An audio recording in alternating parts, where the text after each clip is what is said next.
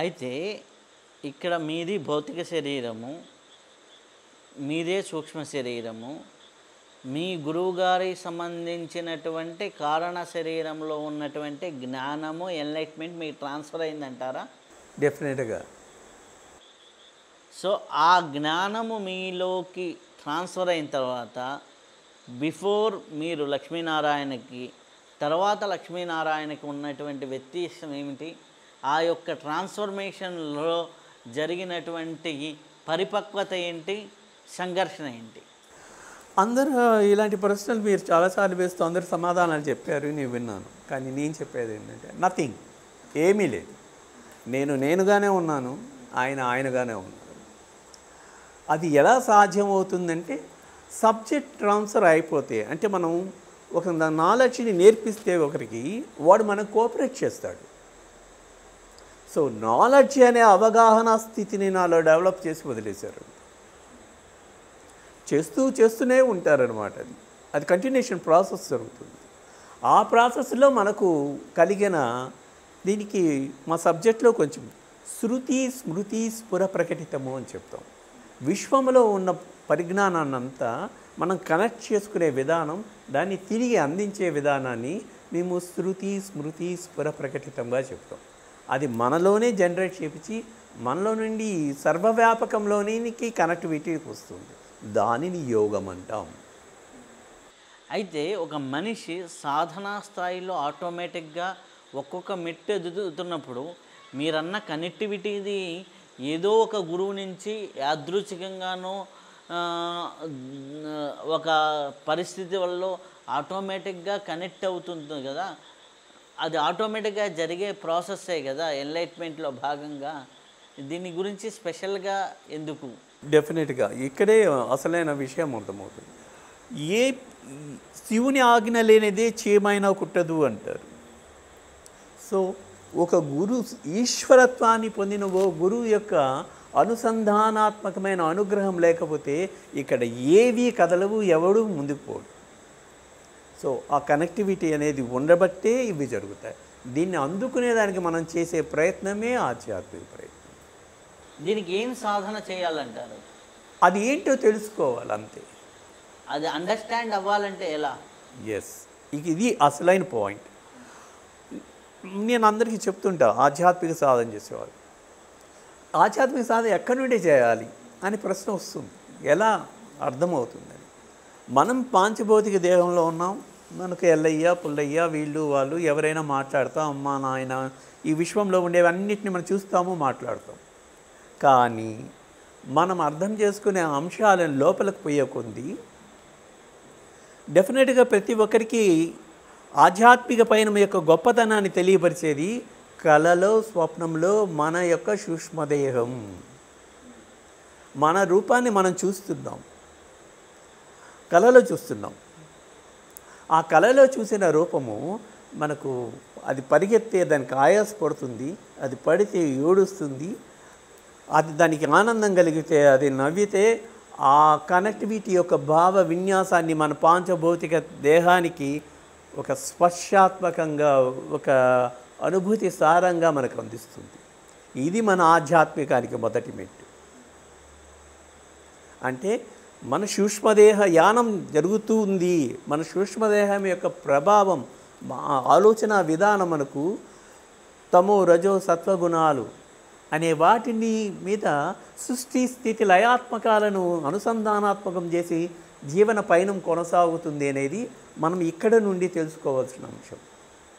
ఆ కోణంలో వివరణాత్మకంగా వెళ్ళడమే ఈ ఆధ్యాత్మిక పయనంలో మేము తీసుకున్న ఈజియస్ట్ స్టెప్. నో దేవత, నో గురువు ఎక్సెప్ట్ గురువు ఈశ్వరత్వాన్ని పొందారు అనే భావనాంశాలు తప్పనిచ్చి మరో దాని గురించి అసలు చర్చనే ఉండదు. ఎందుకంటే ఈశ్వరత్వము అనే ఒక భావన అపార ప్రియత్వానికి సంధానం, అంటే పరమపదంగా ఉంటుంది. ఆ స్థాయికి నువ్వు ఎదగడం, రీచ్ కావడమే మా బ్రహ్మ చైతన్యం అనే కాన్సెప్ట్. ఇప్పుడు ఆ యొక్క సూక్ష్మ శరీరముతో వచ్చే అనుభూతుల్ని నిజమని కొన్ని అనిపిస్తాయి, కొన్ని భ్రమలు అనిపిస్తాయి. ఏది నిజము, ఏది భ్రమ, దీన్ని అర్థం చేసుకోవడం ఎలా? అర్థం చేసుకున్నప్పుడు కొన్ని అనుభూతులు చాలా స్పష్టంగా కనిపిస్తాయి అన్నమాట. కొన్ని స్పష్టంలో క్లమ్జీగా వెళ్ళిపోతాయి. ఈ సూక్ష్మ శరీరంతో భ్రమల తాలూకు జరిగేటటువంటి స్వప్నాలు అనుకోవచ్చు. వాటిల్లో జరిగేది గజిబిజిలేంటి, అనుభూతులతో జరిగేటటువంటి నిదర్శనాలేంటి, వీటికి రెండిటికి మధ్య వ్యత్యాసాన్ని ఎలా కనుక్కోవాలి, ఆ వ్యత్యాసంలో ఇది నిజము అనేది మనం ఎట్లా గ్రహించాలి? మంచి ప్రశ్న. సమాజానికి పనికొచ్చేది మేము చెప్పాలనుకున్నది కూడా ఇదే. దీనిలో ఏంటంటే, నేను ఇంతకు ముందన్నాను, నా సూక్ష్మదేహానికి గురువు కారణదేహముగా వచ్చి అటాచ్మెంట్ ఇచ్చారు. మీరు కూడా అంతే. అనేక మంది వ్రతాలు చేస్తుంటారు. ఇచ్చేనమ్మా వాయనం, పుచ్చుకునే అదే వాయనం అని చెప్తూ ఉంటారు. అక్క నువ్వు నా కళ్ళు వచ్చావే అమ్మవారిలాగా అంటారు. మన ముందే జీవిస్తున్నది, ఈమె కలగంటున్నది, ఈమెకు శరీర ఇది లేదు, ఆమె కలలో వచ్చింది రూపం. ఈ సూక్ష్మదేహానేమో మనము సూక్ష్మదేహము అంటాము, మనది కాబట్టి వచ్చింది కాబట్టి కారణదేహము అంటాము. ఇక్కడ వేరియేషన్ ఏంటంటే, అనుగ్రహించే స్థితిలో ఉండేది కారణదేహం, అనుభవాలను పెంచుకునే స్థితిలో ఉండేది సూక్ష్మదేహం. ఈ సూక్ష్మదేహాలు ఇవి రెండు పార్ట్లుగా ఉంటాయి. కారణదేహానికి దేహం లేకపోవచ్చు, దేహం ఉండొచ్చు. రేపు నువ్వు సూక్ష్మదేహం నుండి కారణదేహంగా ఇంకొకరిని ఎన్లైట్ చేసేదానికి వెళ్ళొచ్చు. ఈ భావన విన్యాసాన్ని అర్థం చేసుకోవడం ద్వారానే ప్రయోజనం ఎక్కువ కలుగుతుంది. మరి ఈ స్థూల సూక్ష్మ కారణ మహాకారణ స్వస్వరూపాత్మకమనే మరి రెండు ఉన్నాయి. అవి రెండు ఏమిటి? ఈ సర్వవ్యాపకంలో ఉండే ఈ గురువులు ఈశ్వరత్వాన్ని పొంది ఏ పనైనా చేయగలిగిన సర్వసమర్థులుగా ఉండే ఆ గురువుల యొక్క తీరులో, ఆలోచన విధానంలో వాళ్ళు సర్వశక్తి సంపన్నులై ఒక్కొక్కరిని ఎన్లైట్ చేయడానికి అవసరమైన రూపధారణ ధరించి వాళ్ళ దగ్గరికి వెళ్ళేదే కారణదేహం. సూక్ష్మదేహం నుండి కారణదేహం వస్తుంది. నువ్వు సూక్ష్మదేహం నుండి ఎన్లైట్ అయ్యి కారణదేహానికి వెళ్తావు, మహాకారణానికి రీచ్ అవుతావు. వీటన్నిటిని అనుసంధానాత్మకం చేసే ఈశ్వరత్వం అనేది స్వప్రకాశ స్థితిలో స్వస్వరూపం అనే ఒక భావనాత్మకాన్ని తెలియబరిచే మరో ఒక స్థాయి ఉంది. ఆ స్థాయికి ఎదగడమే ఈ మనుషుల యొక్క పయనం, ఆధ్యాత్మిక పయనం యొక్క గోల్. ఈ గోల్లో ఒక గురువు నుండి ఒక గురువు, ఒక సాధన పనులు ఎలా సాధ్యమవుతుందంటే, దీనిలో ఒక కాన్సెప్ట్, దీంట్లో సర్వవ్యాపకంలో ఉండే అంశాన్ని విశదీకరించుకోవాల్సిన అవసరం ఉంటుంది. నేను ఇప్పుడు చెప్తా. ఎన్నో దగ్గర మీరు అందరూ ప్రశ్నలు వేసి ఉంటారు, మా వాళ్ళందరికీ తెలుసుంటుంది. అక్కడ బ్రహ్మ పదార్థం ఏంది అని అడిగితే అది తప్పనిచ్చి వేరేవన్నీ చెప్తారు. నేను చెప్తా ఈరోజు, ఒక ప్రకాశం, నీలో ఉండే జ్ఞానం అనే ప్రకాశమే బ్రహ్మ పదార్థం. అది సర్వవ్యాపకంలోనూ అదే ఉంది, నీలోనూ అదే ఉంది. ఇదే సృష్టి స్థితి లయాత్మకాలను గావించేటప్పుడు, ఆ పరిజ్ఞానంతో చేసేటప్పుడు దానిని చైతన్యము అన్నాం.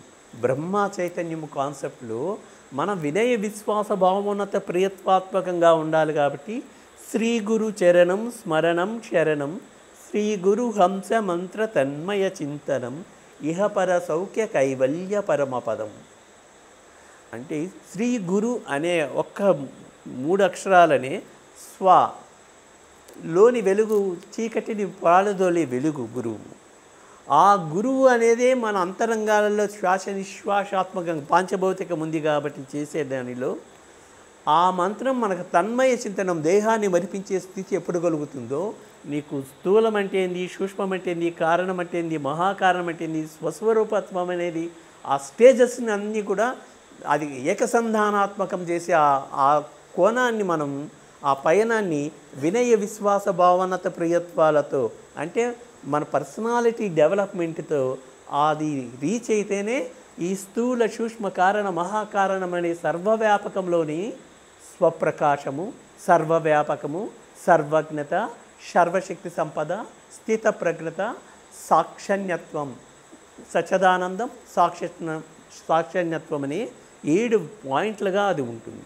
అదంతా కూడా ఒక్కటే. ఆత్మ ఒక స్థితి నుండి ఇంకొక స్థితికి, ఈశ్వరత్వ స్థితికి ఎదిగేదానికి అది అనువర్తాత్మకంగా ఆ ఎదుగుదలను తెలియపరిచే అంశంగా గురు పరంపరను సాకారం చేసుకుంటే చాలా సరళ సౌలభ్యంగా ఈ విషయాన్ని మనం అందిపుచ్చుకోగలుగుతామని చెప్పడమే మా యొక్క ఆలోచన.